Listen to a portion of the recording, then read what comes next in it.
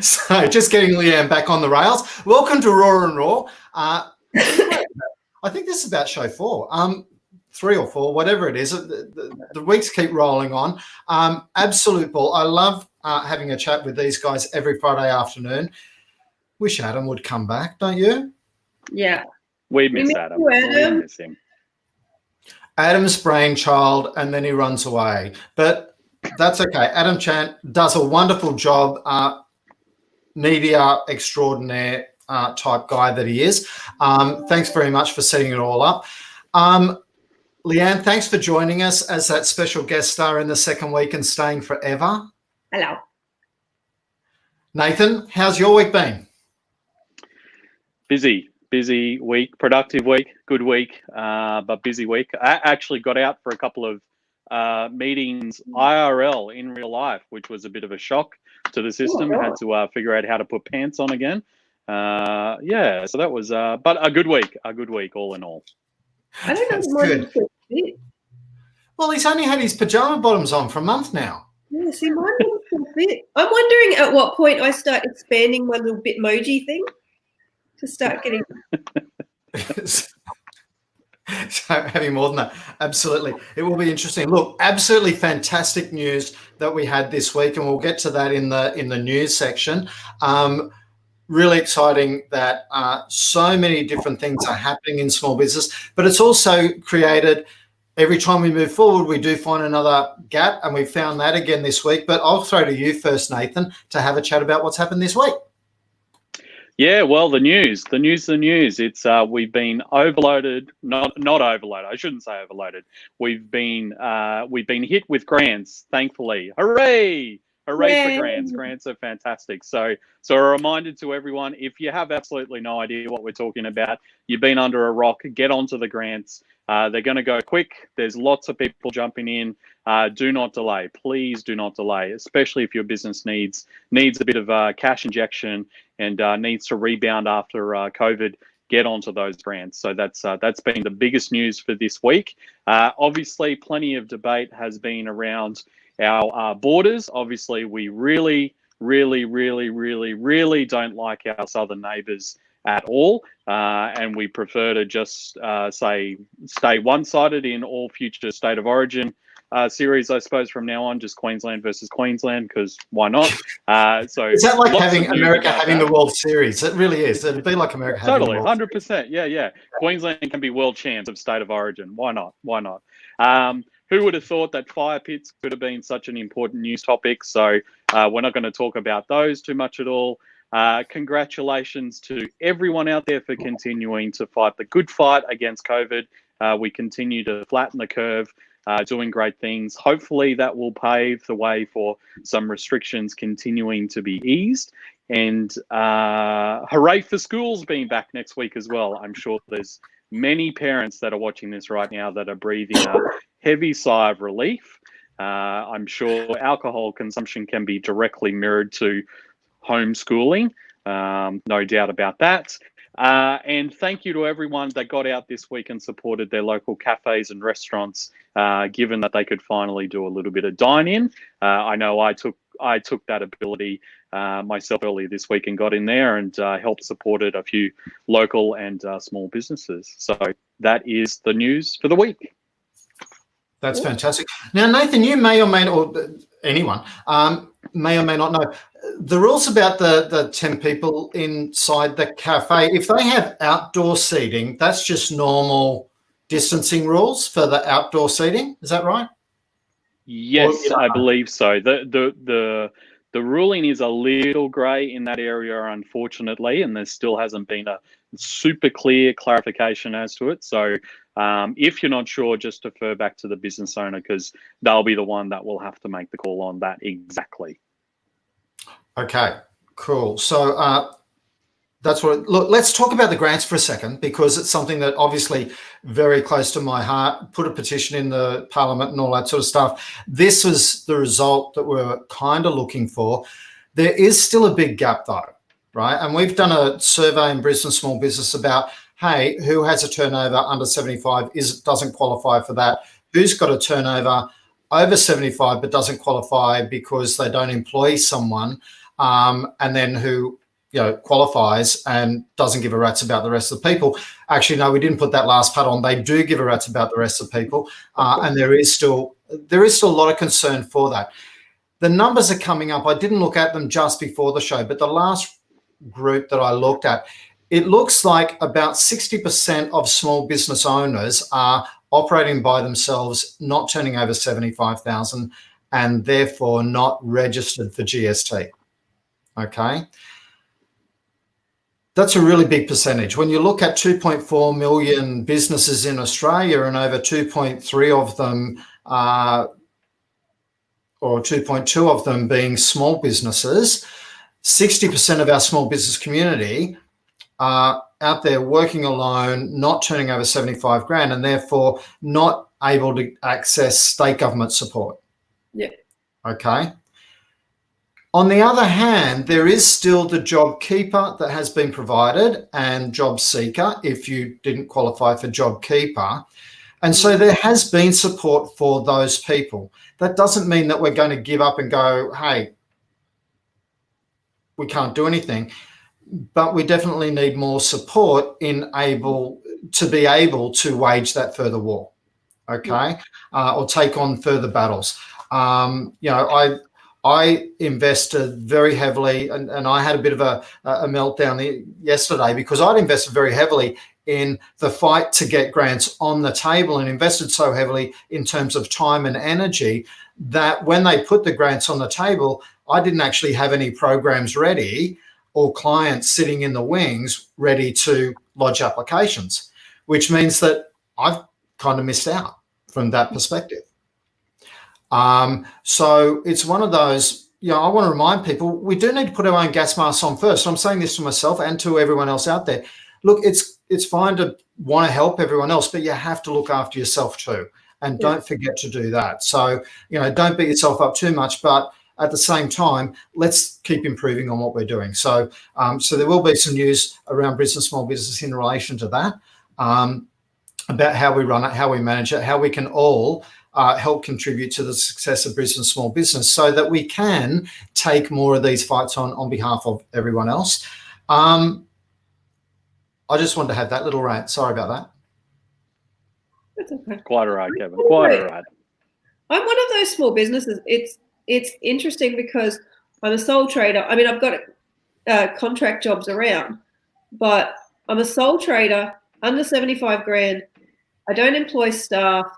There was, I can't prove a turnover dip between last March and this March. Like I've missed out on everything, and even Job Seeker don't qualify for that because my other half runs his own business and his income is still higher. So everything I'm doing through his business. But little old me here is going, no, I just have to keep diversifying and getting more creative and doing what I do better because there's nothing coming my way, like not even Centrelink. You know what I mean? Not that it's just when you look down the list of, no. Like, yeah, absolutely. And it's one of those challenges. It's hard sometimes to sit by and go, hey, government's helping. The government's job is to try and create full employment in the country. Absolutely. That is the goal of every single government, because if they have 100% employment of people that can, then they're not shelling out a fortune in unemployment benefits. And society's in a better place. There's a whole lot of other flow-on effects that are really, really awesome from that. And they're doing everything they can, but they can't do everything. Like, crap, I would hate to be a politician right now. Oh, absolutely. I have noticed federally, the opposition are complaining about what the Liberal Party have done, and on a state basis, the Liberal Party are complaining about what the government has and hasn't done. And I think they're taking pot shots sometimes where they shouldn't be. That's my personal viewpoint. There's been different approaches. The government are going right out there to see how they can help and doing everything that they can. but they're also not geniuses, and they're, as much as you try and think about a problem, you can only ever think about it accidentally from your point of view. Yeah. And so that's the problem that you solve. Yeah. And I think that's what's created some of these challenges in there. And like, hey, I can't prove that my income's gone down, but I know that it has, but I'm not quite bad enough to get support. Yeah. And when you look at it from a government point of view, it's like, okay, well, if you can't prove to us it's gone down, how do we support you? And it is one of those questions that goes round and round and round. And I appreciate where we're all coming from. We've all been affected, and we're all in it.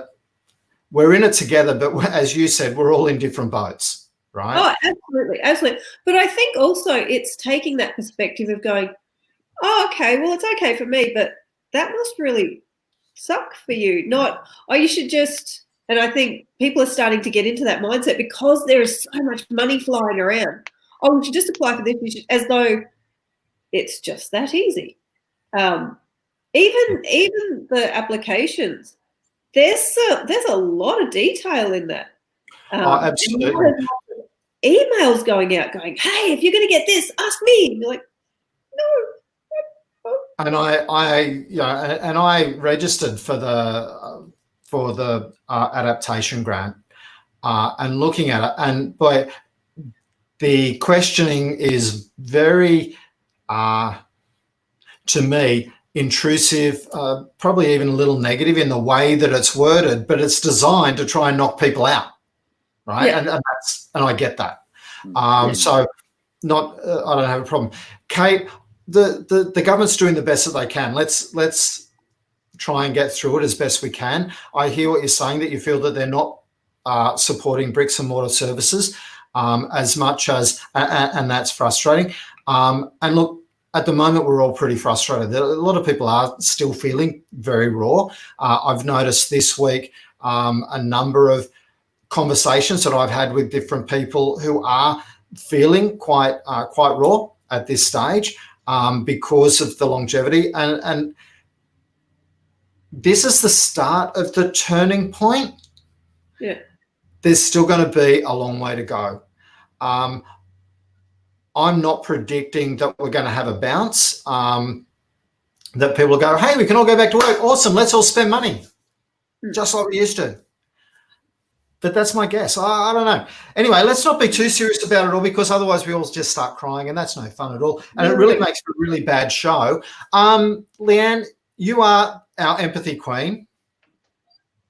Yay. I like that. I'll take that. So we're going to give you a segment called Empathize Yourself. Now, have you worked out the music? I told you that's what we're going to call it. Oh, I know. There should be a Madonna song about it or something. I don't know.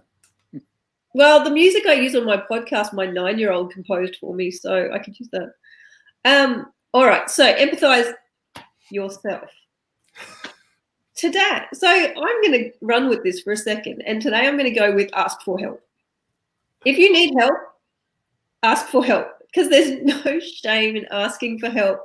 And that might be in the form of, oh, you know what, like I've had a head cold all week, and it's going, can someone grab me that from the chemist? Like asking your husband, asking a neighbor, so that's like the home stuff, asking for help and going, I'm not Superwoman. I can't do this all by myself. And as much as we talk about empathy being for other people, you have to have it for yourself first. So, no, yeah. And going, you know what, all the feelings are okay. I'm not Superwoman, and I have all the feelings in a minute, it seems, like from security to insecurity like that. But I think also part of ask for help has to be now with the businesses. So like I said, I haven't qualified for anything. But it's now reaching out and going, oh, okay, so this morning, Kevin, you had an awesome chat with Carly.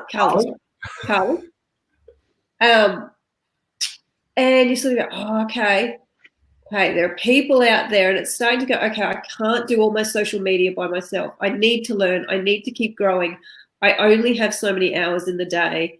And going, okay, so what can I offer? If I can't pay cash, what else have I got that maybe I could barter? So maybe if you give me some social media training, I'll give you some empathy training. Or if you give me a bit of a program that I can follow, just help me make it easy and I'll make it easy for you.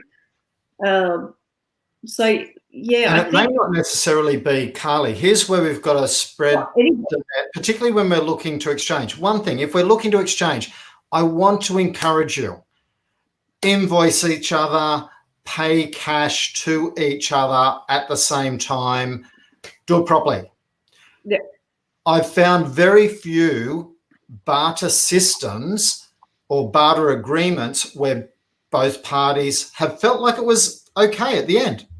Yeah, gotcha. More often than not, a barter, I'll do this for you, you do this for me, we don't exchange invoices. Everyone, I find more often than not, both parties feel a little ripped off in the situation. Yeah. Right? And I think that comes back to valuing your service as well. So if you go, my service is worth money, your service is worth money, let's get it on the books, let's make it official. And that sort of does it even better for things like insurance and things like that. But it's, again, with that self-empathy of going, no, what I offer has value. What you offer has value. And it's also, I think, for really small businesses, getting into the practice of putting a price on your service, because sometimes that can feel icky. So if you're still in that phase of, how much should I charge? And they're a maid, I'll charge less.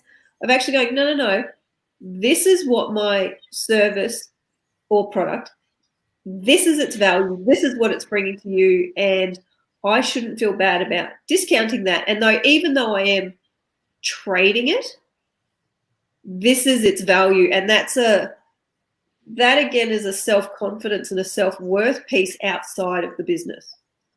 Oh, absolutely. And I wholeheartedly agree with you. And that's what I'm saying. So what I'm saying is you may need to spread the web. You may need to spread that message further afield that, hey, I'm looking for these services for someone who is looking for some empathy help. Yeah. We are going to exchange invoices. We'll make sure it's of the same value. And you don't need to discount. You just need to tell me how much you can give me for that. Exactly. Yeah, which is a really important point. So, Nathan, how are you going anyway this week? Good. Good. He was engrossed. Yeah, good. I've always. Too much to learn at times. And that's where I've really been loving doing our small business shows, because I'm learning every day so much from all these people. And sometimes before the shows, I'm helping them get organized, get their thoughts organized so that it comes out cohesively and stuff. And that sometimes is the best learning, because I get all of the extra stuff and we get to compound it into this. And so I feel a bit special like that. It's really cool. Yeah. So it really is. Now, so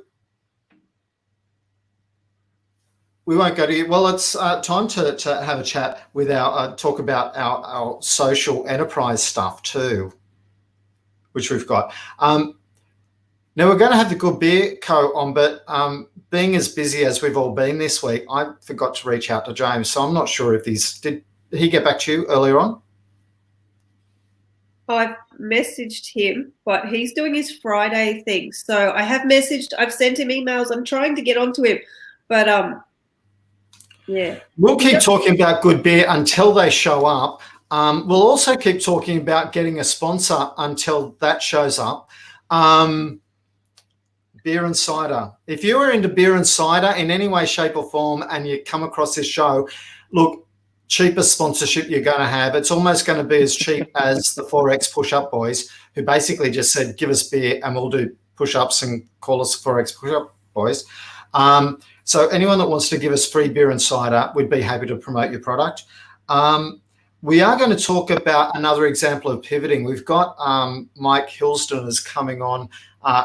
That's going to be in 10 minutes. He does bots, but he had to pivot his business because he worked out that his business model wasn't quite working, and that's what happened. He's we want to talk about how he's changed his business over that time period, which kind of gives us 10 minutes to talk about a whole lot of other stuff. What other social enterprises are out there that we'd love to talk about this week? Let me see. Who have I spoken to this week? This week alone, I've spoken to. So James is doing buy a beer for emergency service workers. So that's the Good Beer Company.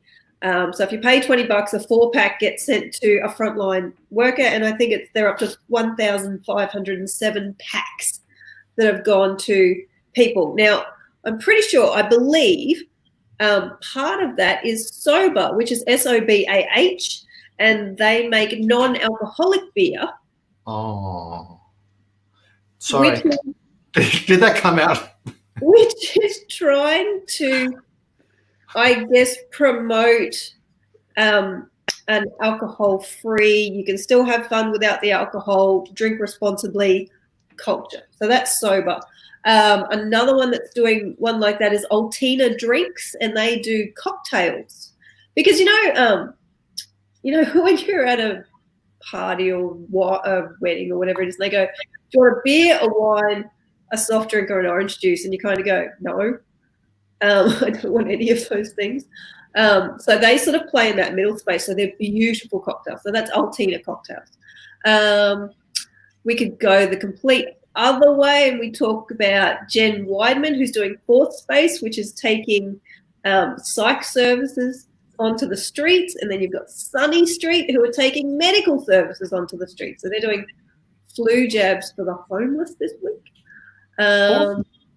And then I was talking to Dr. Marcus, who has okay, so I've got to wrap your head around this one. It's called Third Eye Management.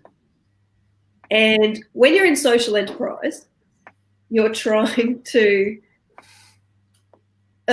practice and prove what it is that you do has a positive impact. So it's all around data management and data collection, and what do you do with that data? And that's one. What do you do with that data? And we don't like collecting. We don't. So he created a way in order to talk to all of your stakeholders, collect stories, and then turn that into quantum. I'm opening a Mentos for my child who got a flu jab today. That's all they get for a flu jab? Yeah, that's asking. Asking for a friend. But they then turn it into data that you can use in order to prioritize your service improvements. Anyway, that's okay. One of these days we'll have a show where we don't have cats jumping on tables, kids coming in the screen. But I don't think we need to rush. I don't think we need to rush and do this. I think just over time we'll just get a little bit more professional. What do you reckon, Nathan? This is real life. Yeah, we'll get there eventually. No rush. Maybe when we're allowed to go into other venues together, we can do a show in a venue one day. Oh yeah, nice. We have to put on pants though. Do it. Well, if it's in a venue, they would have a dress code. I'd have to put on pants. Depends on the venue, I suppose. Yeah, it does. So next I'm week, sure Mike Wilson isn't far away. He came. He's sort of logged on, but then he ran to the other end of the house. He'll be here soon. So there's a couple of different things. BJCC, what's the beautiful media board that you've got behind you there? What's coming up with them? So next week we've got a members-only coffee roulette, where what we're doing is we understand our community still wants to network and meet new people and that sort of stuff, and given our socially distant times, we wanted to facilitate that in a digital way. So we got coffee roulette off the ground pretty quickly. So what people do is they register for that. They'll get matched at random with another BJCC member, and then next week at their own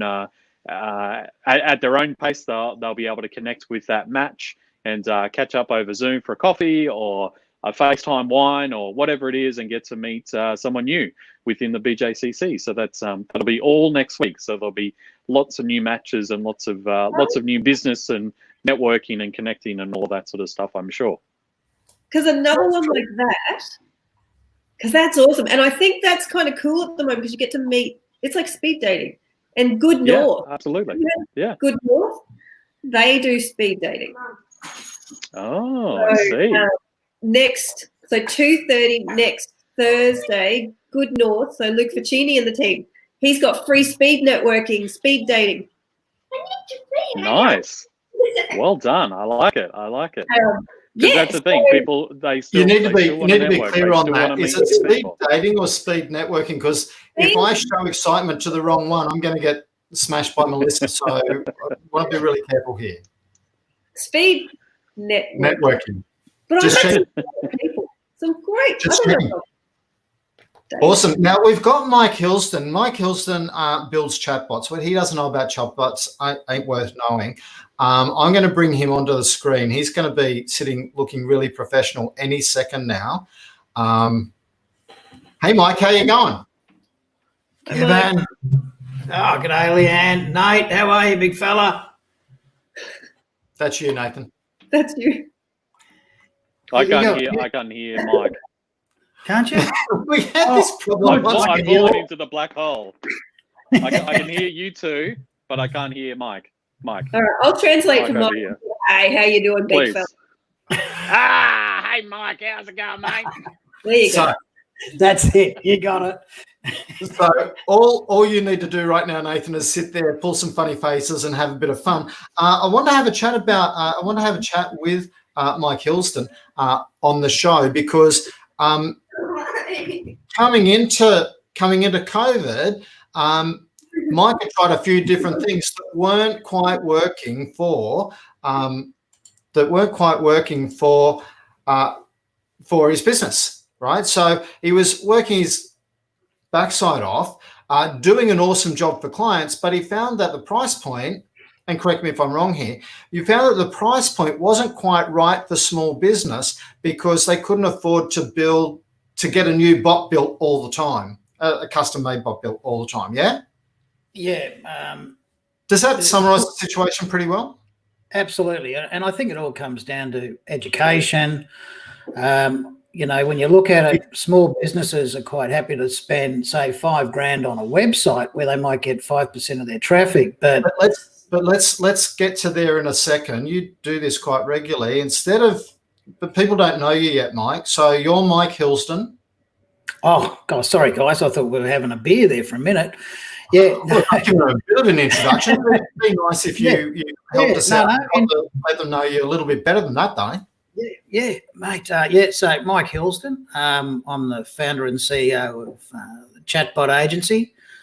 We're a messenger marketing specialist company here, and we've built our own platform that enables us to provide those services. And we've basically been looking after small businesses now for quite a number of years, and real estate agents at the same time. So yeah, that's what we are, mate.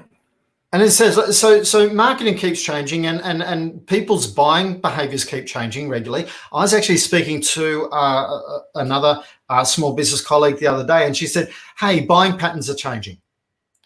It's getting harder and harder to get people off Facebook, but they're buying more on Facebook. Now, here's a cool thing for chatbots, because you're not leaving the Facebook environment to start engaging with them. And that's so over to you. Tell us a little bit about what chatbots do, because there is a bit of confusion. I remember, when I was first starting talking to you, and I was talking to Melissa, my partner, about chatbots, she goes, oh, I hate them. Those bloody things that pop up on your website and then they're really clunky and they're just crap, Kevin. I hate those. But that's not really what a chatbot is it? No, mate. Those would be what you call customer support. Oh, you're having a beer. They're basically customer support type chatbots, and they can be quite annoying, especially banking ones. If you want to get angry, go onto your banking one, drive you nuts.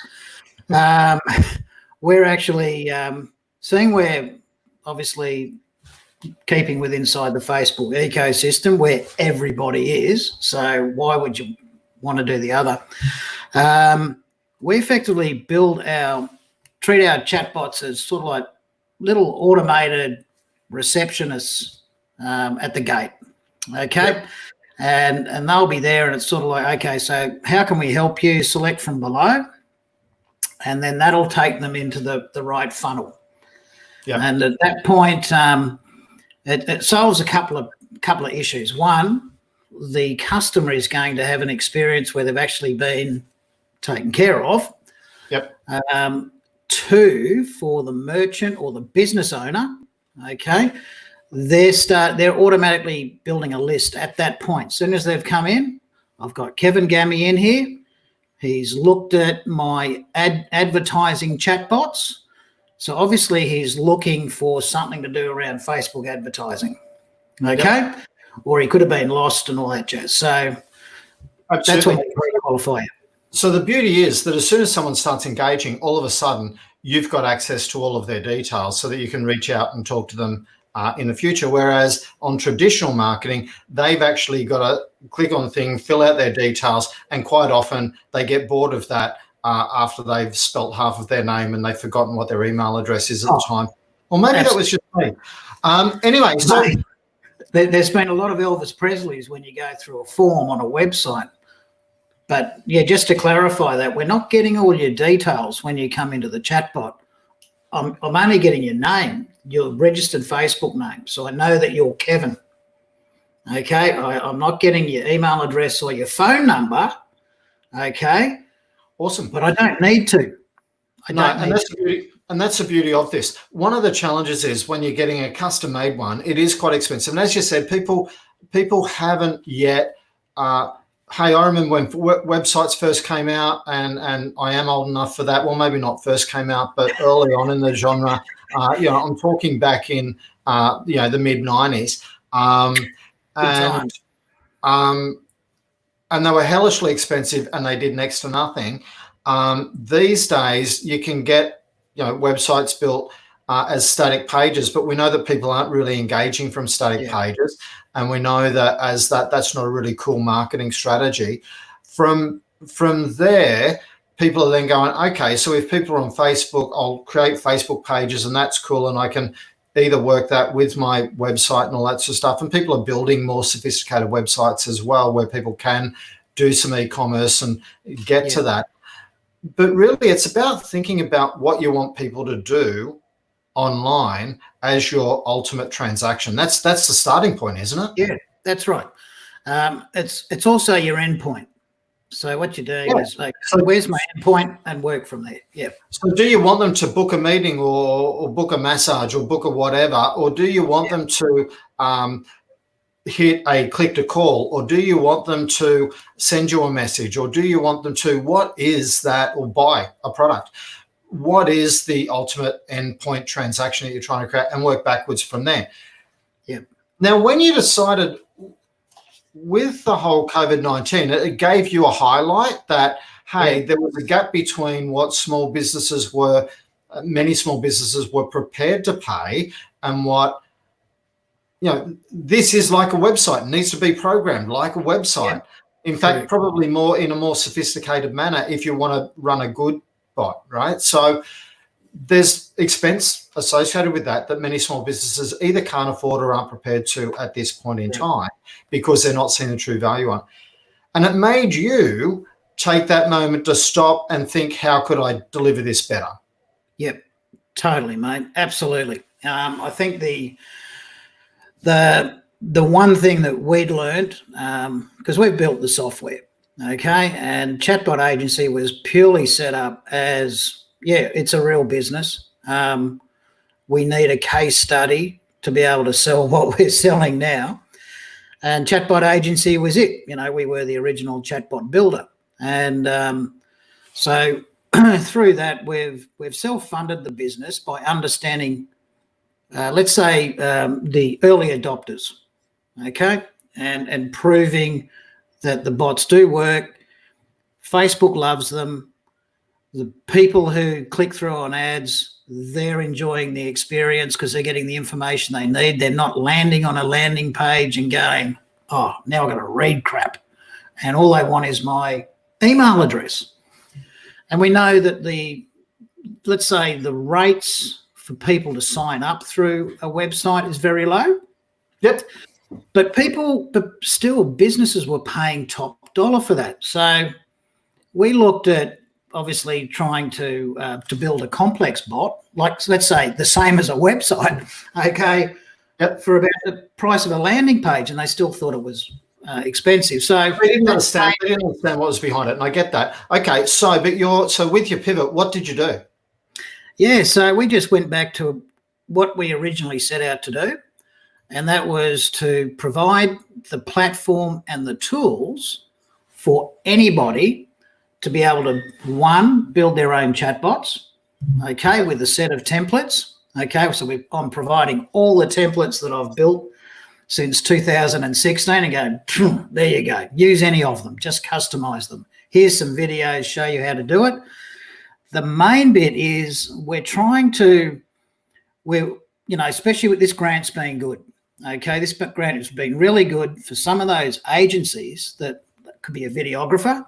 Now they're able to offer Facebook Messenger marketing into chatbots for their clients because the platform we built, we've now white labeled, and we'll set it all up for them, connect it up with Stripe so they can get paid, does all their invoicing and all that kind of stuff. So they're looking at it, oh, well, this is rather you've gone right down into detail, and this is really unlike you, Mike. Normally you're speaking really, really.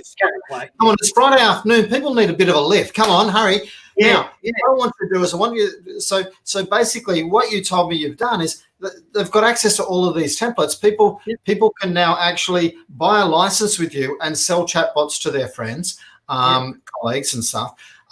Their colleagues are picking up chatbots at a fraction of the price that if they went and built it from scratch originally. So it's a real win-win situation that, the end bot user can pick up a bot, instead of paying, if you had to custom build that bot for them, it might be $5,000 or $10,000. But because it's something that's already built and all they're doing is changing the words in it, they're able to pick it up for cents in the dollar and, maybe $1,000, and then they can put their own words in, and then they can modify those to fit the situation. Absolutely, and then I can just focus on training. That's all I've ever wanted to do. That was a lot to get out of you today, Mike. But thank you very much for that.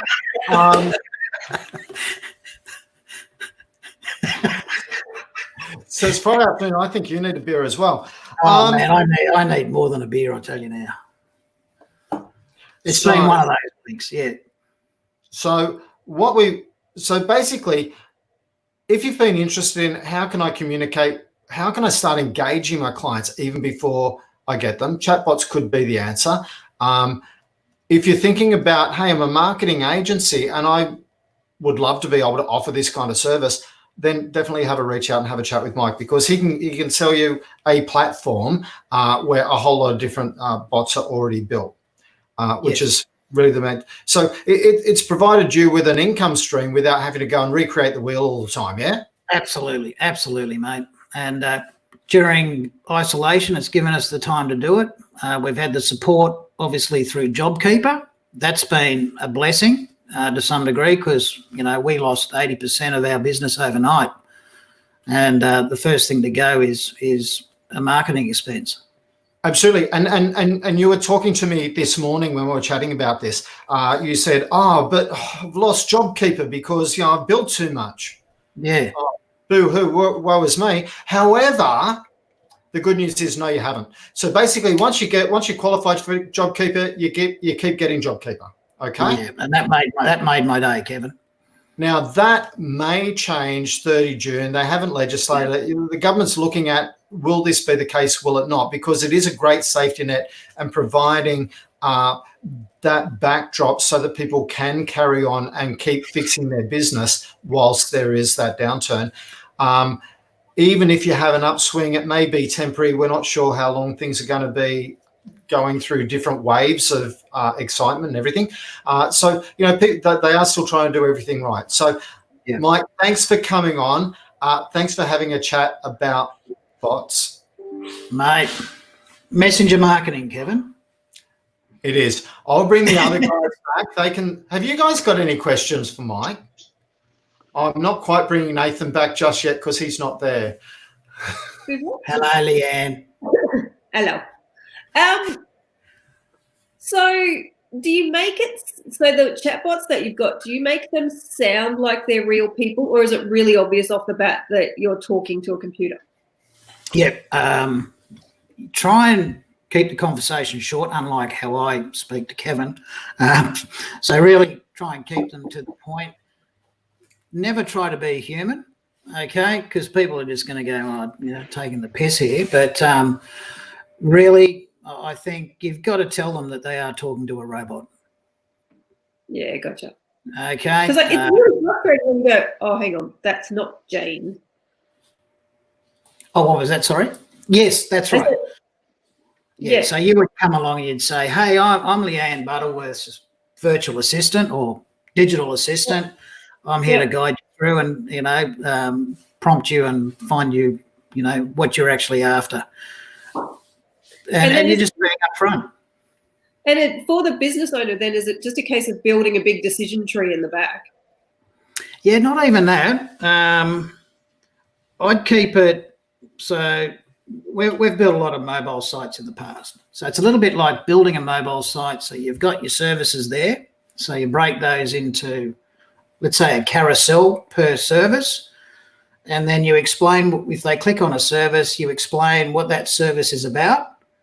And is this the service that you want? Yes or no? And if they say yes, and it's like, okay, we can get you some more information. We just need to get some details. Is that okay with you? So it's sort of like they're now opting in for something there. And that's where we start asking for their details. And you can have another call to action because you don't really need to get their details unless you want to spam them with email or mobile. We can just say, click here to download a white paper on it, or click here and book an appointment, 15-minute appointment. Yeah, gotcha. So you can actually send them the information still in Facebook. You don't have to go anywhere else. Exactly. And we know who clicks on it and downloads it. That's the beauty about the whole thing. If we're using bots in an ongoing platform, the beauty with email is it doesn't cost me to send an email to reach out.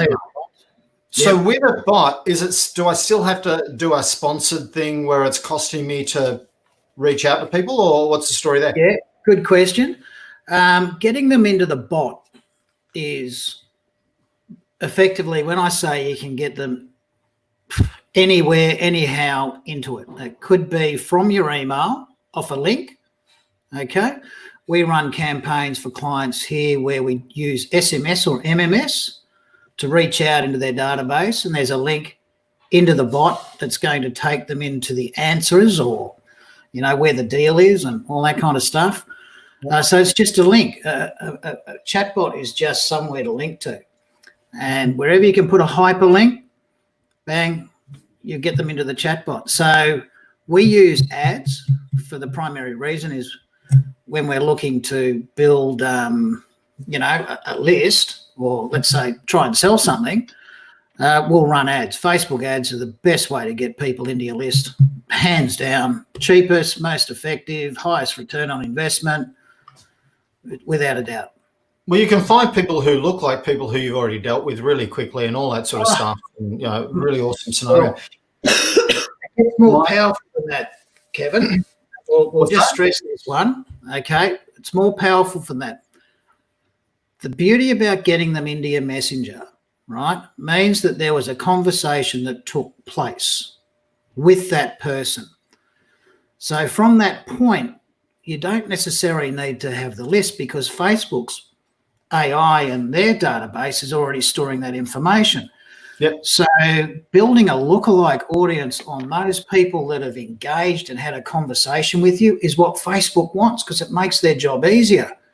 And now we can reach from there directly into their messenger inbox with a notification.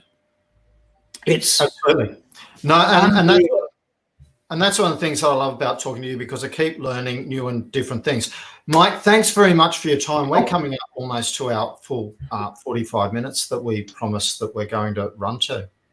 So I put down chatbotagency.com.au. Is that right? Yep, absolutely. The original. I'll that into the comments there. So There we go.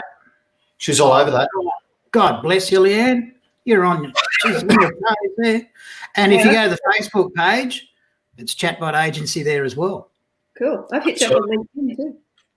Thanks very much for your time, Mike. I really appreciate it. No worries, guys. Have a good weekend, eh? Thank you. You too. Cheerio. Even Nathan says goodbye, but he doesn't know that he is. What is he doing? Hey, Nathan, are you back now? Who knows? Who knows? I can hear you two fine, but I couldn't hear Mike at all, unfortunately. I missed out on all the chatbots. You'll have to watch it, Bo. You can watch it later on. So, I will, of course. and there is a really cool way that we can do that. Basically, we're going to replay these shows at 9 o'clock on a Monday morning in Brisbane Small Business, so that can let me get a good start to the week while the show's playing, which is an awesome way for us to have a replay of the show, help people get a great start to the week by finding out what happened last week, and to find out some really cool information about some businesses that have actually pivoted. What I love about Mike's story there is the fact that he identified the problem was not so much that what he was doing wasn't great, it was that there was this disconnect about the value of it. And so he found a way to offer the whole service, but at a different price point. And as well, he found a way that he could offer what he was doing as a complete service offering for other people, so that they could go and sell that, which gave him a completely passive income from that perspective, which is really, really, really awesome. So really proud of you, Mike. Thanks for sharing your story with us today. We'll catch up with James one week. He's going to come along and pretend that we're frontline people and give us beer, I'm sure. You're essential services. We are, and we're frontline, some way, shape, or form. I want everyone to watch out for some exciting news happening in Brisbane Small Business. For people who aren't turning over 75 grand, we're going to create some really cool opportunities for you, because I believe that you deserve it. Yeah. I believe we all do. And even Nice. for those above 75 who may not have been able to apply for the adoption grant, we'll have a chat about what we can do to help those people as well. I've got I'm going to speak to some cool people over the weekend, get some stuff organised and see what we can do. What's coming up for you in the next week, Leanne? You've posted a webinar. I've got a webinar coming up. I'm so excited about it because it's an active webinar. It's not just me yapping at you for an hour. So it's an active webinar workshop about how to write emails with empathy. Because oftentimes when you write emails, especially to colleagues at the moment, and everybody needs a bit of a virtual hug, but it's so easy at the moment to just shoot off an email with what it is that you need done. Or if you sort of go, oh, hey, I think you're struggling, but there's a way to do it that actually makes that person feel valued. And that's ultimately what you want. So I'm going to look at 5 practical tips on how to use your language in emails to make the person on the other end feel valued. So whether it's you checking in going, hey, I notice in all the videos or all of our meetings, your video's been off. Are you okay? There's a way to actually write emails and just making sure that you're doing these things so that you build connection, not make people go, oh, that dude's a bit of a dick. Absolutely. Look, I've got a little confession here. I find so often we all get busy, and I find so often I find myself charging off down an email, answering something, and then I go, I better go back to the top of this email and go, hi, Naeem, Yeah. how are you? Absolutely. Yeah. So June the 5th, yes, Friday, June 5th. June the 5th, 9:30 a.m. and we're going to do and you can choose. You can either pay for the workshop if you want to, or you can have it for free if you want to. I don't mind either way. That's my sort of little way of giving back, but we're going to go through step by step. Have you done this, this, this, and this? Are you being human? That's one of the steps. Are you a human or are you a robot? That reminds me when I was coaching an accounting company recently, and yeah, I literally had to stop them and say, so when your client walks in the door, what do you say? Yeah. And they all looked at me in sheer terror. And I said, do you normally start with like, hi, how are you? I mean, oh yeah. It took a while for them to register that. Nathan, what do you got? You got Coffee Roulette coming up. Can people still register for Coffee Roulette? They most certainly can. They've got all of today and then over the weekend as well to get into it. And if they're not a member, it's quite all right. It's an easy process, super affordable as well. So they can jump on for $6 and become a member if they really wanted to do. So yeah, easy. Awesome. And you got some special codes so you know that they're small business members and that sort of stuff as well. Totally. But you don't even need that with this one. It's $6. Who cares? Exactly. Get amongst what them. we do care about is you getting out and meeting more people through Coffee Roulette and different initiatives like that, which is absolutely fantastic. I've got big announcements in Brisbane Small Business on Monday. Awesome. Watch this space. Exciting. And it will be a great opportunity for a whole host of people for a whole lot of different reasons. So I want everyone to have a fantastic weekend. I don't want to hold you all up. Have drinks. Have your ciders and beers and scotches and gins and coffees. Kahlua and a hot chocolate is my thing at the moment. Nice. I'm very happy. Keeps everyone happy for a little bit while. Everyone have a fantastic weekend. Out there, if there's a coffee liqueur distiller who'd like to sponsor the show, that'd be great. Nathan knows one or two of them.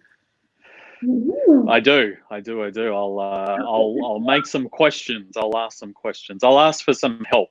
I'll take a lend of the lesson today. Ask for some help. So. And then next week we might bring this slightly earlier because school goes back. Not excited about that, but we might bring this sort of 2-ish rather than. We're thinking 2. Okay. So next week, 2 o'clock will be the new time. We'll actually get right onto this far earlier and start planning the show over the weekend rather than leaving it till Friday morning. Sorry about that. So everyone have a great weekend. I'll catch up with you later. Bye. Bye.